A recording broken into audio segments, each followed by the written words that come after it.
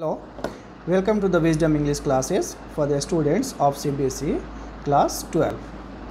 आज हम Vistas book का first chapter the third level पढ़ेंगे।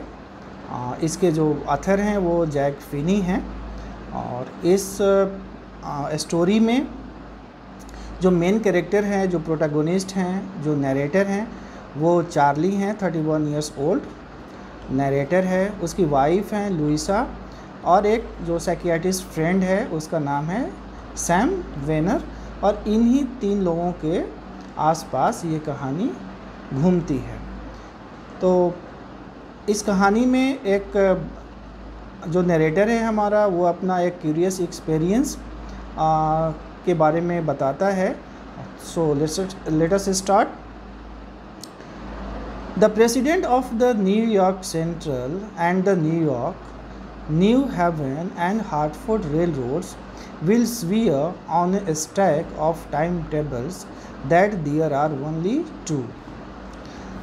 तो ये कहते हैं कि सबको पता है कि न्यूयॉर्क सेंट्रल जो स्टेशन है उसका 2 ही लेवल है, कोई थर्ड लेवल की बात नहीं करता। चाहे वो प्रेसिडेंट्स हों न्यूयॉर्क सेंट्रल स्टेशन के या फिर न्यू हेवेंस एंड हार्टफोर्ड रेलरोड्स के प्रेसिडेंट हों, सब लोग बिल्कुल कसम खा के ये बात कह सकता है कि न्यूयॉर्क सेंट्रल स्टेशन पे 2 ही लेवल है। बट आई से देयर आर 3। लेकिन ये जो हमारा नरेटर है चार्ली वो कहता है कि नहीं, वहाँ एक थर्ड लेवल भी है। There are 3 levels. Because I have been on the third level of the Grand Central Station। और वो कहता है कि वो खुद भी वहाँ थर्ड लेवल पे घूम आया है, वहाँ पे एक्सपीरियंस किया हुआ है थर्ड लेवल का भी। Yes, I have taken the obvious step. I talked to a psychiatrist friend of mine among others। और इस घटना की चर्चा वो अपने साइकियाट्रिस्ट फ्रेंड जो सैम वेनर है उससे भी करता है। I told him about the third level at Grand Central Station and he said it was a waking dream wish fulfillment. जब चार्ली अपने साइकियाट्रिस्ट फ्रेंड सैम से उस घटना की बात करता है, ग्रैंड सेंट्रल स्टेशन पे थर्ड लेवल की बात करता है, तो उसका जो साइकियाट्रिस्ट फ्रेंड है वो बिल्कुल भी बिलीव नहीं करता और उसको लगता है कि कुछ साइकोलॉजिकल डिसऑर्डर से ये सफ़र कर रहा है चार्ली। और वो कहता है उसका कि ये उसका वेकिंग ड्रीम विश फुलफिलमेंट हो सकता है। अगर हम ड्रीम अपना रियल लाइफ में फुलफ़िल नहीं कर पाते तो जागते हुए जो हमारा ड्रीम फुलफिलमेंट की बात हम सोचते हैं। He said I was unhappy. वो कहता है कि चूँकि आप अभी अनहैप्पी रह रहे हो सकता है वाइफ से कुछ प्रॉब्लम हो, तो इसका भी एक ये साइड इफ़ेक्ट हो सकता है। That made my wife kind of mad. लेकिन जब इसके वाइफ को पता होता है तो वो काफ़ी गुस्सा हो जाती है। But he explained that he meant the modern world is full of insecurity, fear, war, worry and all the rest of it and that I just want to escape. लेकिन वो फर्दर जो साइकियाट्रिस्ट फ्रेंड है उसका Sam, वो further इसको explain करता है कि चूँकि ये जो हमारा वर्ल्ड है जहाँ हम रहते हैं it is full of tension, war, worries and insecurities. तो इसको हम बहुत सारे लोग इसको फेस नहीं कर पाते, इसके चैलेंजेस को, और इस तरह से वो एस्केप करने की कोशिश करते हैं। तो इसका भी एक ये साइड इफ़ेक्ट हो सकता है।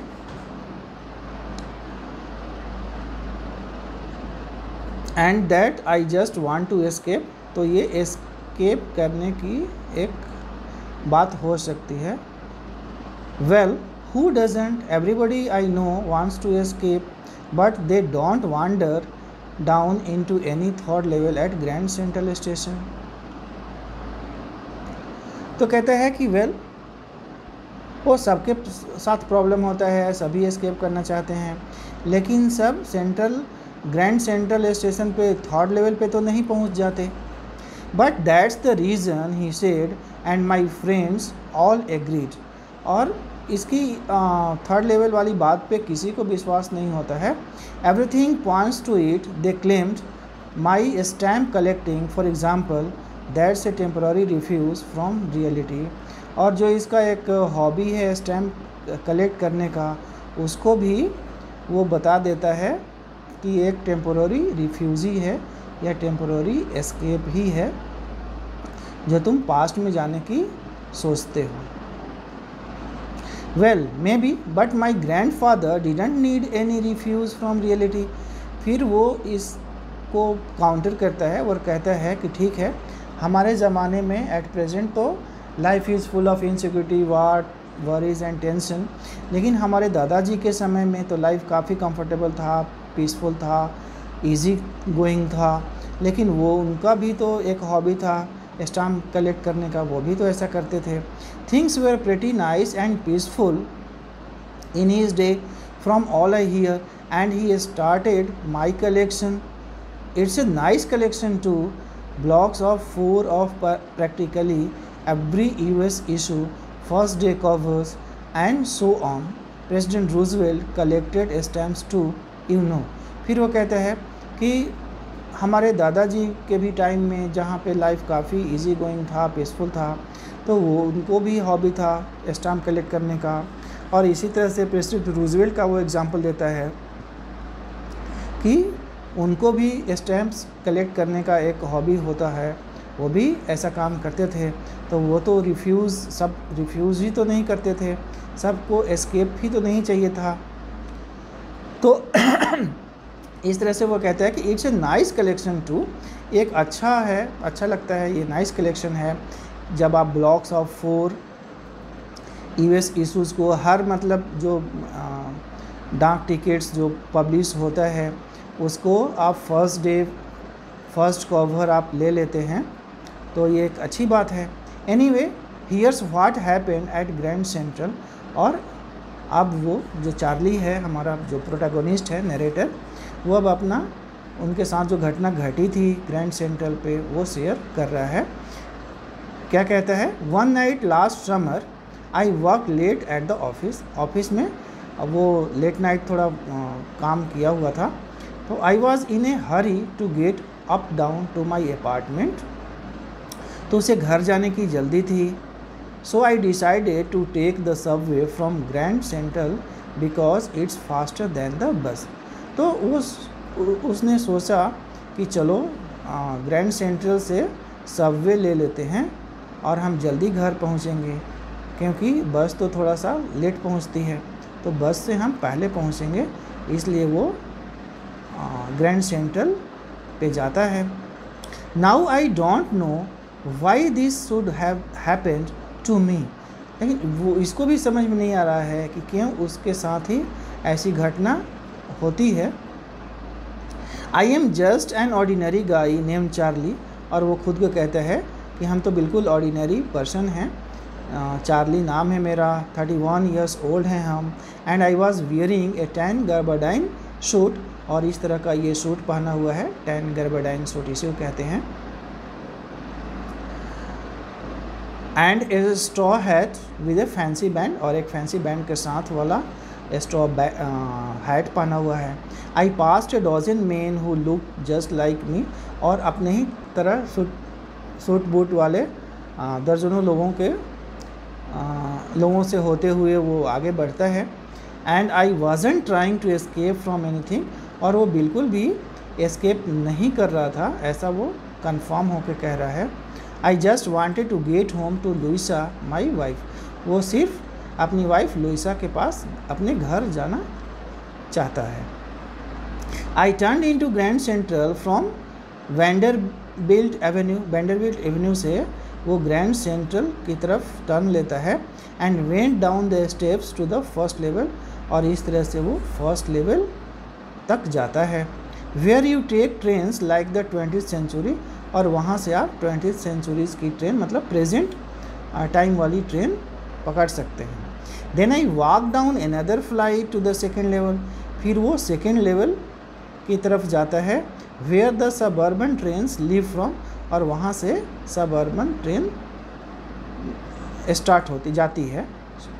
Ducked into an arched doorway heading for the subway and got lost, और वहाँ से वो एक आर्क डोरवे में इंटर करता है और वहीं से वो लॉस्ट हो जाता है।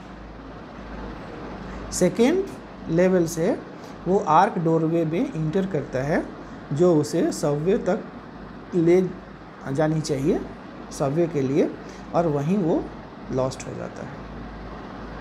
That's easy to do, I have been in and out of Grand Central hundreds of times. ऐसा नहीं है कि ये पहली बार ग्रैंड सेंट्रल में आया है, तो कहता है कि हंड्रेड्स ऑफ टाइम्स वो ऑलरेडी वहाँ पे गया हुआ है। But I am always bumping into new doorways and stairs and corridors, लेकिन हर बार उसे कुछ नए डोरवेज मिलते हैं, नए स्टेयर्स मिलते हैं, नए कॉरिडोर्स मिलते हैं। Once I got into a tunnel about a mile long, तो एक बार की वो अपना एक्सपीरियंस बता रहा है कि एक बार तो माइल्स लॉन्ग टनल उससे मिल गया था, and came out in the lobby of the Roosevelt hotel, जो उसे बिल्कुल रूजवेल्ट होटल के लॉबी के पास पहुंचा देता है। Another time I came up in an office building of 46th Street 3 blocks away, और नेक्स्ट टाइम उसे एक जो टनल मिलता है और वहाँ से वो जब बाहर निकलता है तो उसके सामने कौन सी बिल्डिंग होती है? 46th स्ट्रीट बिल्डिंग होती है, जस्ट 3 ब्लॉक्स अवे होता है वो। तो sometimes I think Grand Central is growing like a tree pushing out new corridors and stairs like roots. तो ये कहता है, चार्ली कहता है कि कभी कभी इसे ऐसा लगता है कि हर बार जब भी हम जाते हैं तो वहाँ एक न्यू कॉरिडोर्स उसे मिल जाता है, न्यू टनल्स मिल जाते हैं।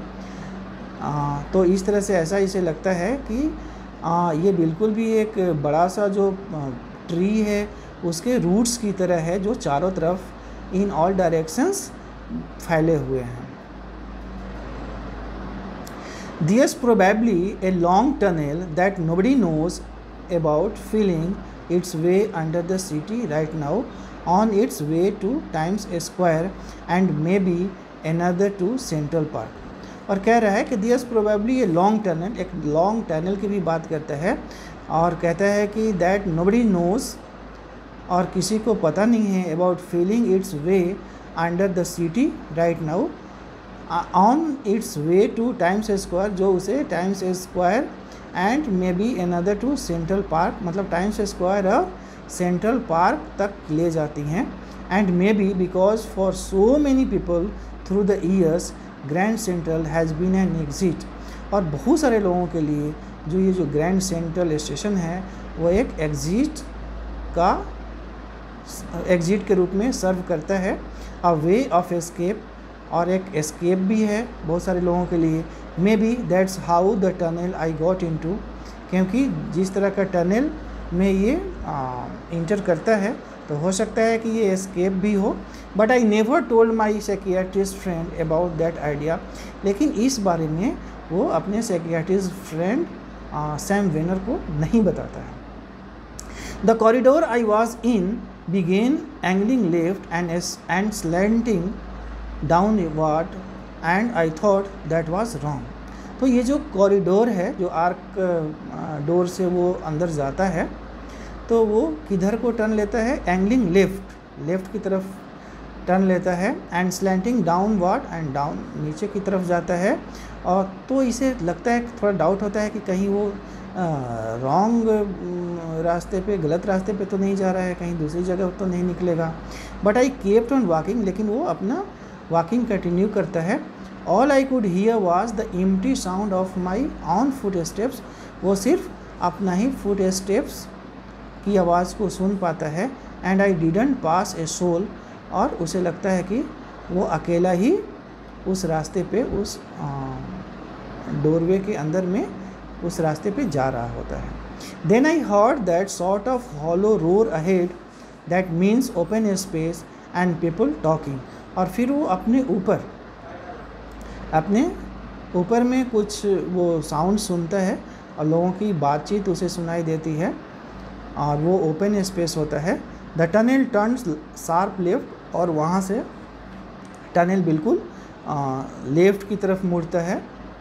I went down A short flight of stairs, और सीढ़ी होते हुए वो फिर से नीचे की ओर जाता है। And came out on the third level at Grand Central Station, और इस तरह से वो ग्रैंड सेंट्रल स्टेशन पे थर्ड लेवल पर पहुंच जाता है।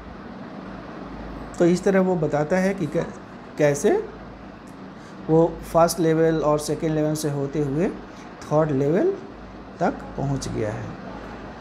For just a moment I thought I was back on the second level, थोड़ी देर के लिए तो उसे लगता है कि ये वापस सेकेंड लेवल में ही चला आया है। But I saw the room was a smaller, लेकिन वो जब देखता है तो वहाँ पे चीज़ें काफ़ी डिफरेंट उसको दिखती हैं। छोटे छोटे रूम उसे दिखाई दे रहे हैं। The room was a smaller, room छोटा होता है। There were fewer ticket windows and train gates, थोड़े बहुत विंडोज़, टिकट विंडोज़ और ट्रेन गेट्स होते हैं। And the information booth in the centre was woods and old looking, और जो इंक्वायरी बूथ होता है, इंफॉर्मेशन बूथ जिसको यहाँ पे लिखा हुआ है, वो वुड का बना हुआ होता है, वुडन है और ओल्ड लुकिंग है, ओल्ड फैशन है।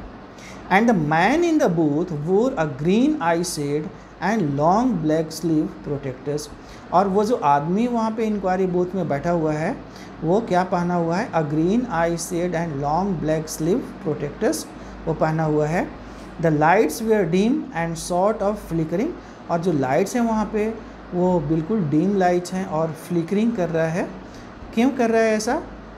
Then I saw why they were open flame gas lights, क्योंकि वो ओपन फ्लेम गैस लाइट्स हैं तो हवा की वजह से उसके लाइट्स फ्लिकरिंग कर रहे हैं। There were brass spittoons on the floor, floor पे ब्रास स्पीटून्स होते हैं। And across the station a glint of light caught my eye, और एक लाइट उसे दिखाई देता है जो थोड़ा सा अट्रैक्ट करता है इसे। A man was pulling a gold watch from his vest pocket, अपने वेस्ट पॉकेट से एक आदमी को देखता है कि अपना वो गोल्ड वॉच निकाल रहा होता है।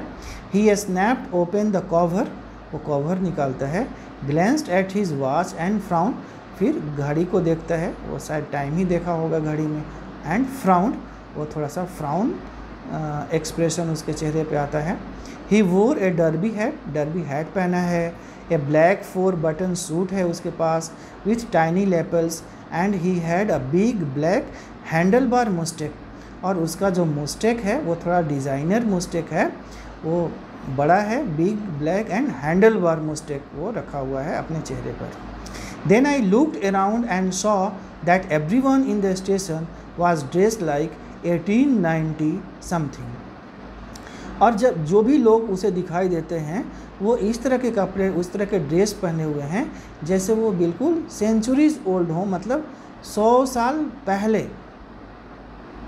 के समय में जैसे कपड़े लोग पहनते थे उस तरह के सभी कपड़े पहने हुए हैं। वो 1890s की बात कर रहा है, और जबकि वो प्रेजेंट में 1990 में रह रहा होता है। तो इस तरह से उसे लगता है कि जो लोग जिस तरह से कपड़े पहने हुए हैं बिल्कुल सेंचुरीज 100 साल पहले वाले ड्रेसअप में हैं लोग।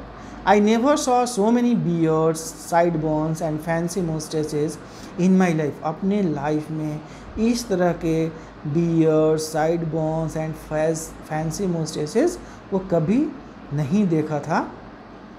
अ woman walked in through the train gate, और एक वहीं पे एक वुमन दिखाई देती है उसे। She wore a dress with leg of mutton sleeves and skirts to the top of her high button shoes, और वो भी एक ओल्ड फैशन पूरा फुल बॉडी का ही ड्रेस पहनी हुई है। Back of her out on the tracks I caught a glimpse of a locomotive, और फिर उसके बाद में वो एक लोकोमोटिव भी उसे दिखाई देता है जो इंजन होते हैं ट्रेन के। A very small Currier and Ives locomotive, ये कंपनी का नाम है, Currier and Ives locomotive with a funnel shaped stack, and then I knew, और उसके बाद उसे क्या पता होता है, तब वो थोड़ा सा उसे लगता है कि वो 100 साल पहले पहुंच गया है और वही थर्ड लेवल की ये बात कर रहा है, लेकिन उसे अभी भी वो कंफर्म होना चाहता है। To make sure I walked over to a newsboy and glanced at the stack of papers at his feet. फिर उसकी नज़र एक न्यूज़ बॉय पे पड़ती है जो अपने पैरों के पास एक बंडल ऑफ पेपर्स रखा हुआ है। वो जाके वहाँ पे झुक के देखता है कौन सा पेपर है, तो इट वाज द वर्ल्ड, ये द वर्ल्ड नाम का पेपर है। And the world hasn't been published for years, और वर्ल्ड के बारे में ये इससे पता है कि इस तरह का जो न्यूज़पेपर है वो बहुत साल पहले ही बंद हो चुका है, वो बहुत सालों से पब्लिश नहीं हो रहा है। The lead story said something about President Cleveland, और जो लीड स्टोरी है फर्स्ट पेज का वो प्रेसिडेंट क्लीवलैंड के बारे में है। I have found that front page since in the public library files and it was printed June 11, 1894। और अब ये कंफर्म हो जाता है क्योंकि पब्लिक लाइब्रेरी में भी वो पेपर उसे दिखाई देता है और वो डेट क्या बताता है, जून 11, 1894, यानी कि 100 साल पहले के टाइम स्पेस में वो पहुंच गया है और उसी को वो थर्ड लेवल की बात करता है। तो I turn toward the ticket windows knowing that here on the third level at Grand Central I could buy tickets that would take Louisa and me anywhere in the United States we wanted to go. तब वो ticket Windows की तरफ जाता है और सोचता है कि उसे 2 टिकट लेना चाहिए, एक अपने लिए और एक अपनी वाइफ लुइसा के लिए, क्योंकि वहाँ से वो यूनाइटेड स्टेट्स में कहीं भी जा सकता है। तो इन द ईयर 1894, क्योंकि वो 1894 में ट्रेवल करना चाहता है, तो इसके लिए उसे 2 टिकट चाहिए होता है। And I wanted 2 tickets to Galesburg Illinois, और उसे गेल्सबर्ग इलिनॉइस के लिए 2 टिकट चाहिए। Have you ever been there, और पूछता है कभी आप वहाँ गए हो। It's a wonderful town still with big old frame houses, huge lawns and tremendous trees whose branches meet overhead and roof the streets। और कहता है कि बहुत ही खूबसूरत वंडरफुल टाउन है ये, जो बिल्कुल in the lap of nature है। लाइफ बहुत ही इजी गोइंग है, बहुत पीसफुल है, कोई टेंशन नहीं है, तो इसलिए वो काफ़ी अट्रैक्ट है गेल्सबर्ग इलिनॉइस के लिए। और शहर के भागम भाग से बिल्कुल भी अलग है वो, और वहाँ पे किसी तरह का कोई टेंशन, वरीज और इनसिक्योरिटीज़ वाली बात नहीं है, इसलिए भी वो अट्रैक्ट है और गेल्सबर्ग इलिनॉइस जाना चाहता है। And in 1894 summer evenings were twice as long, और 1894 में जो समर इवनिंग्स हैं गेल्सबर्ग इलिनॉइस में वो काफ़ी खूबसूरत होते हैं। And people sat out on their lawns में जो लोग हैं अपने घरों से निकल के लाउंस में थोड़े देर तक बैठे हुए रहते हैं। द मेन स्मोकिंग सिगार का मज़ा ले रहे होते हैं। एंड टॉकिंग क्वाइटली, और आराम से बातचीत करते हुए अपना समय बिताते हैं, किसी को कोई जल्दी नहीं होता है। The women waving palm leaf fans, और जो औरतें हैं वहाँ पे वीमेन हैं वो पाम लीफ का हैंड फैन बनाती हैं। With the fireflies all around, चारों तरफ। इन ए पीसफुल वर्ल्ड, और वर्ल्ड काफ़ी पीसफुल है, मतलब जो इलिनॉइस गेल्सबर्ग इलिनॉइस का जो इलाका है वहाँ पे लाइफ काफ़ी कंफर्टेबल है, बहुत पीसफुल है, इजी गोइंग है, कोई टेंशन नहीं है वहाँ। सभी काफ़ी अपना जो लाइफ है वो काफ़ी इंजॉय करते हैं। To be back there with the first world war still 20 years off, कहता है कि फर्स्ट वर्ल्ड वार अभी भी 20 ईयर्स है। And world war 2 over 40 years in the future, और वर्ल्ड वार 40 ईयर्स अभी बाकी है। आई वांटेड 2 टिकट्स फॉर दैट, और वो उसे 2 टिकट्स चाहिए होता है। The clerk figured the fair He glanced at my fancy headband, but he figured the fare and I had enough for 2 coach tickets one way. तो वो क्लर्क से ticket की बात करता है। टिकट जो क्लर्क है वो अपना फेयर उसे बताता है, और लेकिन वो उसको क्लर्क उसके चेहरे को देखता है, फैंसी जो हेडबैंड वो पहना हुआ है उसको देखता है, फिर वो फेयर को देखता है। लेकिन कोई बात नहीं है, चार्ली के पास 2 टिकट्स के लिए बिल्कुल भी पर्याप्त पैसे हैं। But when I counted out the money and looked up, लेकिन जब वो अपना पैसा गिन रहा होता है तभी clerk was staring at me, clerk उसे बहुत ही ध्यान से देख रहा होता है। He nodded at the bills, that ain't money mister, और वो कहता है कि तुम ये क्या गिन रहे हो, ये तो यहाँ पे पैसा नहीं चलता है, ये करेंसी तो यहाँ पे नहीं चलती है। He said and if you are trying to skin me, और कहता है कि अगर आप मुझे चीट करने की कोशिश करोगे, you won't get very far, तो बहुत दूर तक नहीं जा सकते, तुरंत में अरेस्ट हो सकते हो और जेल जा सकते हो। इस तरह की बात वो टिकट काउंटर पे बैठा हुआ क्लर्क उसको कहता है। And he glanced at the cash drawer beside him, और अपने साथ जो कैश ड्रॉवर है उसको देखता है। Of course the money was old style bills, half again as big as the money we use nowadays. तो आज प्रेजेंट ज़माने में जो वो मनी यूज़ कर रहा होता है तो उससे जो ओल्ड करेंसी है उसका वो काफ़ी डिफरेंट है, बिल्कुल डबल साइज़ का है वो, एंड डिफरेंट लुकिंग, और उसका लुक भी डिफरेंट है। I turned away and got out fast, अब वो डर जाता है काफ़ी जेल जाने से, उसे लगता है कि थोड़ी देर भी वहाँ पे रहा तो उसे अरेस्ट कर लिया जाएगा और जेल में डाल दिया जाएगा। वो वहाँ से जल्दी से भागता है। There's nothing nice about jail even in 1894, और जेल तो जेल ही होता है, चाहे वो 1894 का जेल हो या 1994 का हो। तो जेल तो कोई गेस्ट हाउस होता नहीं है जहाँ पे आप अपनी छुट्टियाँ बिता सकें, तो इसलिए वो भागता है वहाँ से।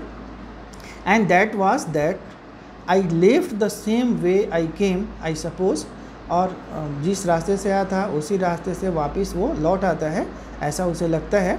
Next day during lunch hour I drew $300 out of the bank, nearly all we had, and bought old style currency that really worried my psychiatrist friend. लेकिन नेक्स्ट डे वो बिल्कुल चुपचाप बैठता नहीं है चार्ली, वो बैंक जाता है और बैंक में उसके जितने भी पैसे थे वो करीब $300 रहे होंगे उसके अकाउंट में, वो सारा निकाल लेता है और ओल्ड करेंसी एक्सचेंज करता है। ये चीज़ें देख के उसका जो साइकियाट्रिस्ट फ्रेंड है उसको बिल्कुल भी अच्छा नहीं लगता है, और साइकियाट्रिस्ट फ्रेंड उसका उदास हो जाता है। उसे लगता है कि ये सही में कुछ साइकोलॉजिकल डिसऑर्डर से तो ये सफ़र नहीं कर रहा है।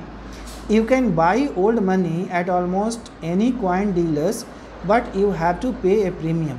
तो जो भी ओल्ड कॉइन्स डीलर्स हैं वो वहाँ से आप एक्सचेंज कर सकते हैं अपने पैसे को, लेकिन आपको प्रीमियम देना होता है, मतलब कुछ टैक्सेस आपको लगते हैं।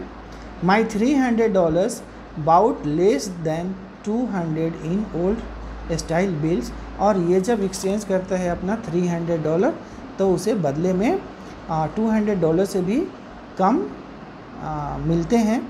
बट आई डिडंट केयर, लेकिन वो खुश है, कोई टेंशन नहीं है, क्योंकि eggs were 13 cents a dozen in 1894, क्योंकि 1894 में चीज़ें काफ़ी सस्ती होती हैं और पैसे का वैल्यू ज़्यादा होता है। 13 सेंट्स में ही 1 दर्जन एग्स उसे मिल जाते हैं। But I have never again found the corridor that leads to the 3rd level at Grand Central Station, although I have tried often enough. लेकिन जब ये ओल्ड स्टाइल वाला ओल्ड करेंसी लेके जाता है फिर से और बार बार ढूंढने की कोशिश करता है ग्रैंड सेंट्रल स्टेशन पे उस कॉरिडोर को जो उसे 3rd लेवल तक पहुंचाया था, लेकिन वो कॉरिडोर उसे बिल्कुल भी नहीं मिल पाता है। Louisa was pretty worried when I told her all this, और जब ये बातें वो अपनी वाइफ लुइसा को बताता है तो वो काफ़ी दुखी हो जाती है। And didn't want me to look for the third level any more, और उसे मना करती है कि अब बहुत हो चुका, अब उसे थर्ड लेवल पे जाने की कोई ज़रूरत नहीं है, उसे नहीं खोजना चाहिए थर्ड लेवल को। And after a while I stop, और इस तरह से ये खुद भी मना कर देता है, रुक जाता है, अब वो थर्ड लेवल जाने की बात नहीं करता है। I went back to my stamps, फिर से वो अपने स्टैम्प्स जो कलेक्शन किया हुआ था उसके पास उसके तरफ जाता है।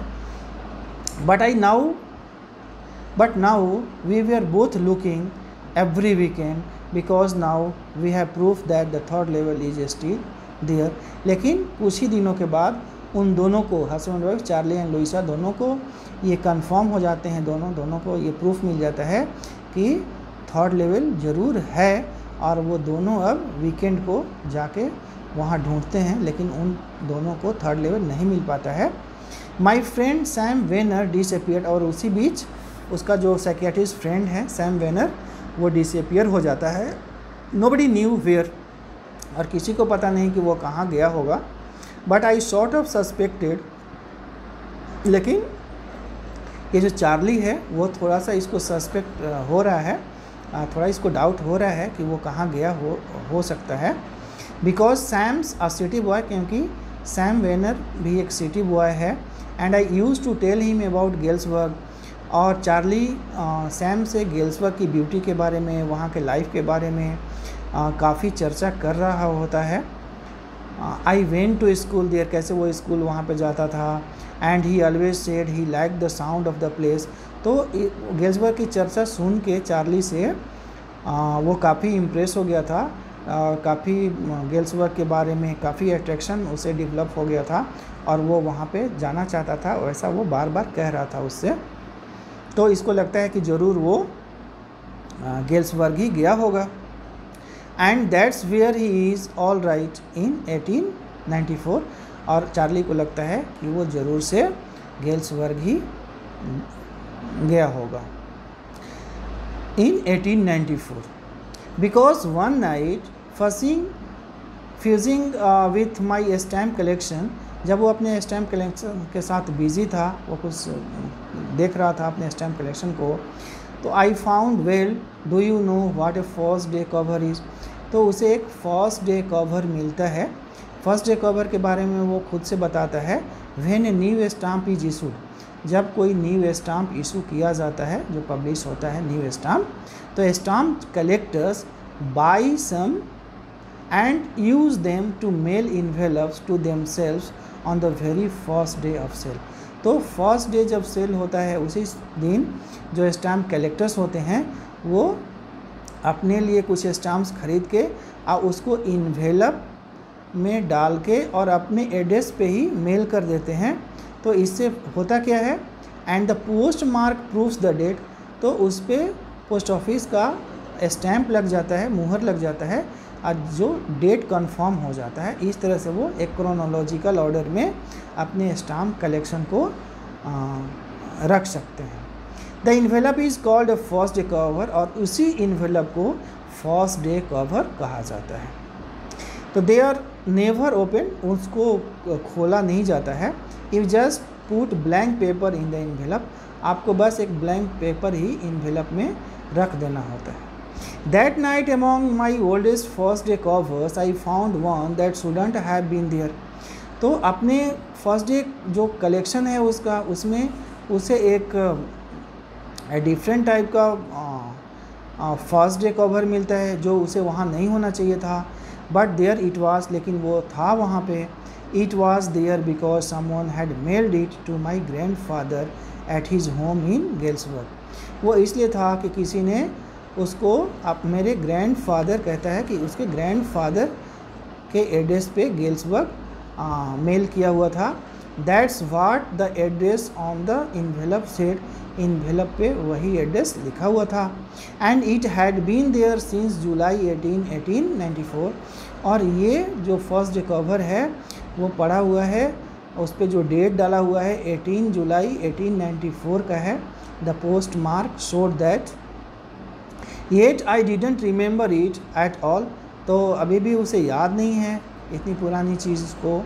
The stamp was a 6 cent dull brown, वो 6 सेंट का वो स्टैम्प रहा होगा और अब वो डल ब्राउन हो गया है। With A picture of president Garfield, और उस पर प्रेसिडेंट गारफील्ड का एक पिक्चर लगा हुआ है। Naturally when the envelope came to grandad in the mail, अब कहता है कि जब वो स्टैम्प जो इन्वेलप उसके ग्रैंड डैड के मेल में आया होगा, it went right into his collection, तो उनके कलेक्शन में चला गया होगा। एंड स्टेड दियर, और तभी से वहाँ उसे होना चाहिए था। Till I took it out and open it, और तब तक वहीं पे होगा जब तक ये उसे खोलता नहीं है। The paper inside wasn't black it reads, लेकिन अनयूजुअल थोड़ा सा ये है कि सारे इन्वेलप में जो पेपर होते थे वो ब्लैंक होते थे, लेकिन इसमें ब्लैंक पेपर नहीं है, इस पे कुछ लिखा हुआ होता है। क्या लिखा है? राइट साइड में एक एड्रेस दिया हुआ है, 941 विलार्ड स्ट्रीट, गेल्सबर्ग, इलिनॉइस, जुलाई 18, 1894, ये एड्रेस है और डेट भी दिया हुआ है। और ये चार्ली को एड्रेस किया हुआ वो लेटर है। I got to wishing that you were right, then I got to believing you were right, and Charlie it's true।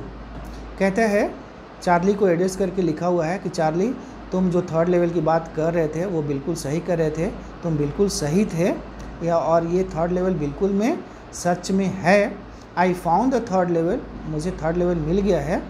I have been here 2 weeks, और 2 सप्ताह से हम यहाँ थर्ड लेवल में हैं। And right now down the street at the Daileys, और Daileys के पास वो रह रहा होता है, down the street at the dailies.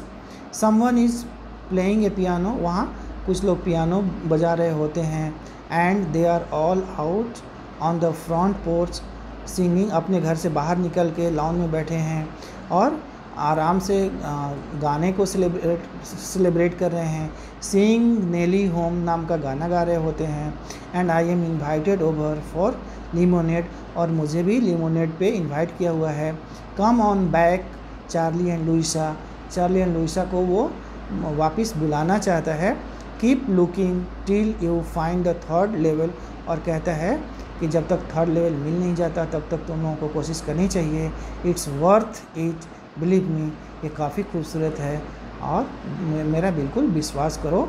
And the note is sine Sam, और इस पे सैम का साइन किया हुआ मिलता है उसे। At the stamp and coin store I go to, और जहाँ पे क्वाइन स्टोर वगैरह ये जाता है वहाँ इसे पता चलता है, चार्ली को पता चलता है। I found out that Sam bought $800 worth of old style currency, वहाँ उसे पता होता है कि सैम कुछ दिन पहले अपना $800 का ओल्ड करेंसी नोट्स एक्सचेंज किया है। That ought to set him up in a nice little hay feed and grain business, और इतने पैसे में वो आराम से गेल्सबर्ग में अपना है फीड एंड ग्रेन बिजनेस चला सकता है। ही always said that's what he really wished he could do, और यही काम करना वो हमेशा से चाहता था, ऐसा कहता भी था वो। And he certainly can't go back to his old business, और वो अपना ओल्ड बिजनेस की तरफ बिल्कुल भी नहीं जाना चाहता है। ओल्ड बिजनेस क्या है? He was a psychiatrist, Sam तो साइकियाट्रिस्ट था, तो वो एज ए मेडिकल प्रैक्टिशनर था, साइकियाट्रिस्ट एज ए साइकियाट्रिस्ट, लेकिन वो साइकियाट्रिस्ट वाला बिजनेस तो वहाँ पे कर नहीं सकता है, क्योंकि वहाँ पे इस तरह का कोई टेंशन, वरीज और इनसिक्योरिटीज़ तो है नहीं 1894 गेल्सबर्ग में, तो इसलिए उसे ये बिल्कुल भी बिजनेस पसंद नहीं है, और अपने लिए वो एक है feed and grain business start कर दिया है। नॉट इन गेल्सबर्ग इलिनॉइस इन 1894, क्योंकि 1894 में उसे साइकियाट्रिस्ट वाला तो प्रोफेशन चलेगा नहीं, बिजनेस चलेगा नहीं। His old business why Sam was my psychiatrist, ये किस ओल्ड बिजनेस की बात करता है? वो साइकियाट्रिस्ट जो अपना मेडिकल प्रैक्टिस कर रहा होता है वही उसका ओल्ड बिजनेस है।